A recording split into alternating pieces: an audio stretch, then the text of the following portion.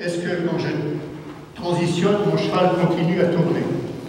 Est-ce que quand je tourne, il est capable de transitionner?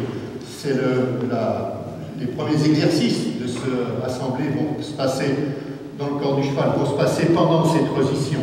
Donc, et si c'était le cas, ça ne l'est plus, si le manège est bien ratissé, on observe que quand un cheval, même en gardant son incurvation ou son tracé sur le cercle, au moment où il transitionne, le corps du cheval redevient droit, alors qu'il a gardé la même attitude. Donc il ne tourne pas sur sa transition. Donc il faut veiller à ça. Est-ce qu'il transitionne quand je tourne? Et est-ce qu'il tourne quand je transitionne? Voilà, c'est mieux. Le cheval ne va pas se redescendre, s'effondrer, s'affaisser d'avant-main. Le fait de continuer à lui demander pendant son rebond au trot de déplacer ce l'avant-main sur la volte va pouvoir permettre au cheval, sans déraper à l'extérieur,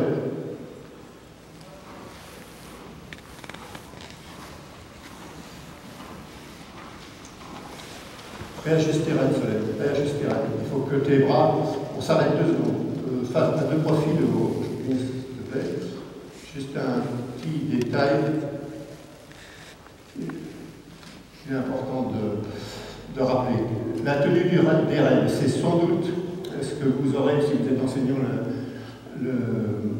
à surveiller chez vos élèves. C'est que la tenue c'est un des premiers exercices d'indépendance des ailes qui est difficile. Quand tu tiens tes rênes pincées, pouce, index, alors aujourd'hui on fait des rênes braillées, on fait des rênes avec l'arrêt fort, on fait des rênes caoutchouc, des gants qui tu pinces tes rênes ici, et les derniers doigts de la main sont faits pour faire tampon, ce que tu cherchais à décontracter sa bouche, pas sa tête ou l'encolure.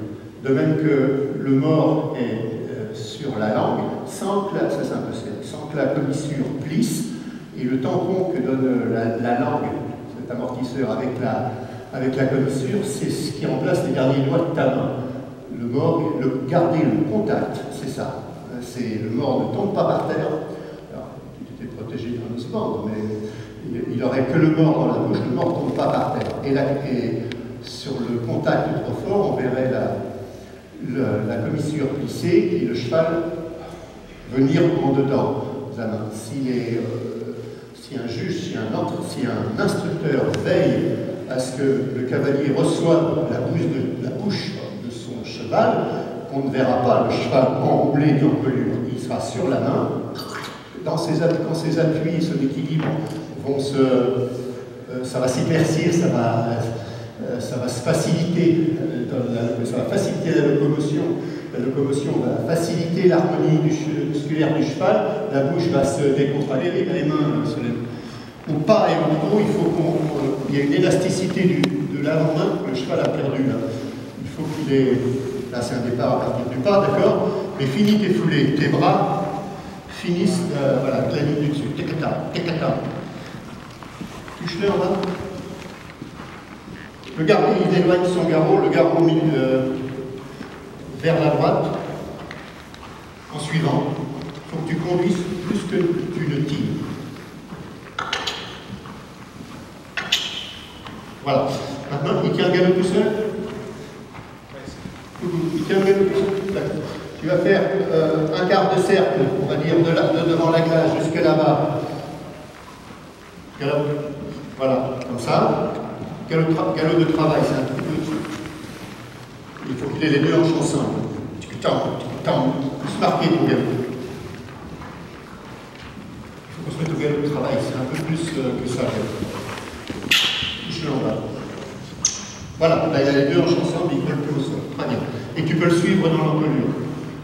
Voilà, maintenant devant le public, juste quart de cercle, tu te mets droite, tu ne demandes rien, sans tirer dessus. Et là, tu ajustes tes rênes et tu freines l'avant-main. Est-ce que le cheval, il peut tenir 2 foulées? On repart. C'était 2 foulées. Et voilà, on va travailler ça. Il va le faire en 3-4 cercles, le premier juré, mais il faut qu'il parte un galop de travail.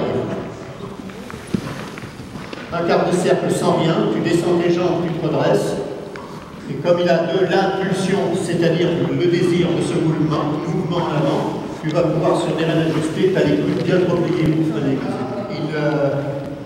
Il lui faudra plus de distance pour obéir à la demande de son cavalier, que le cheval se raccourcisse son amplitude, se soutienne et continue à tourner. Alors là, il est sur son cercle, par contre, en rectitude. Si je mets ma main, si je cache le cheval et que je vois ma cavalière, je sais qu'elle est sur le pied droit. Tu passes au personnel, s'il te plaît.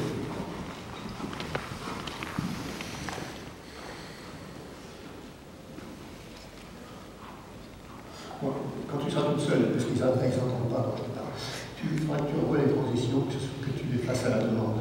Parce que c'est toi qui ne sais pas quoi faire, réajuster les règles. Et après, réajuster vos règles. Voilà, un quart de cercle, galop de travail, galop.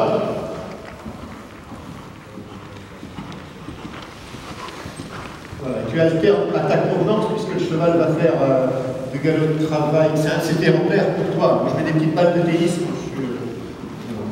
pour que le cavalier reste perpendiculaire au sol. Parce que si on se met sur le... Je ne sais pas si vous êtes bien placé, mais on va regarder pour que le cheval ait 2 mètres puisqu'on est seul, du périmètre où on va travailler. Je rappelle que le cheval, pour pouvoir rassembler ses forces, doit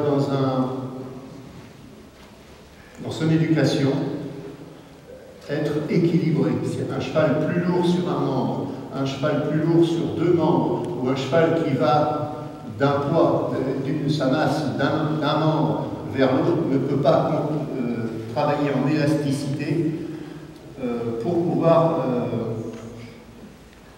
rassembler ses forces. Donc, dans cette étape de se rassembler, même primaire, notre doctrine est assez claire. On passe, quand on arrive au galop, par le redressement de l'allure, le raffermissement, c'est-à-dire que le cheval se tient tout seul, maintient son pas, son trot ou son galop, il est autonome et équilibré, le même poids sur chaque membre. Ce qui n'est pas le cas au départ, puisque un cheval sur la balance va peser 70% de sa masse, en gros, sur les antérieurs. Le sanglage peut, je ne dirais pas atrophier, mais réduire les gestes des épaules, et le poids du cavalier qui, chez un jeune cavalier, je vais dire malheureusement, n'est pas toujours centré au milieu d'assiette. Mais